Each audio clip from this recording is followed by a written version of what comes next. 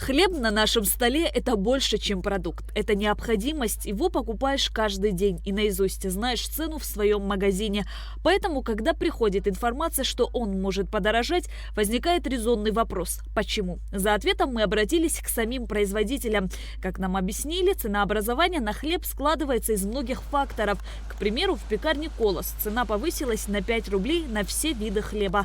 По словам управляющей по производству Оксаны Поня, это обусловлено отключением электричества, что приводит к большому расходу дистоплива. А вот на булочные изделия цена осталась прежней. Булочки они делают ночью, они как-то стараются ночью, чтобы генератор не включать.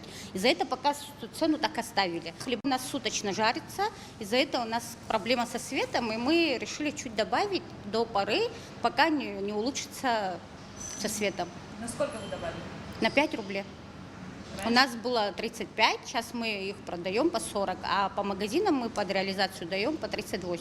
Раньше по 32 давали. Ценообразование на хлеб зависит и от общезаводских расходов, куда входит стоимость горюче-смазочных материалов. С помощью генератора в пекарне выпекают все виды хлеба. В сутки источник автономного питания заправляется на 300 литров топлива, а это дополнительные расходы. Печь хлеб себе в убыток пекари не могут. Пекарня «Колос» обслуживает 7 своих филиалов, а также столичные магазины. И это нам обходится, да, по 68 рублей мы берем. В сутки у нас получается 300 литров.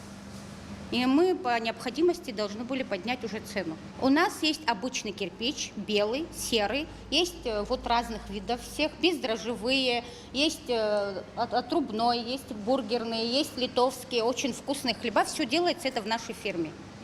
И на все мы добавили по 5 рублей.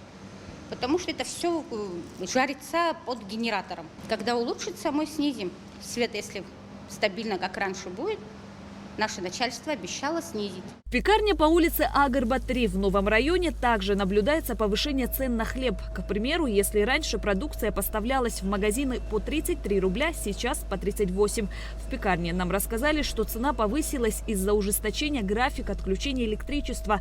Пекари несут дополнительные расходы на автономную генерацию. За день источник автономного питания заправляется на 60 литров. Агрегат может работать 8 часов. Следует отметить, что в данной пекарне цена на хлеб возросла и из-за повышения цены на муку. В столице есть пекарни, где цена на хлеб осталась прежней. В связи с отсутствием дизель-генератора печь в основном приходится ночью. Есть производства, где продукция из-за отсутствия электричества полностью испортилась. Пожилые люди часто говорят, что хлеб всему голова. И это неудивительно, ведь без него не обходится ни один прием пищи. В разных странах цена на этот важнейший для человека продукт может варьироваться от 10 центов до $3 и выше на одно и то же изделие. Несомненно, любое изменение цены на хлеб, пусть даже незначительное, отражается на бюджете населения. И более остро на повышение реагируют пенсионеры и малообеспеченные слои общества. Шазина Ханагуа, Камила Джопуа, Абхазское телевидение.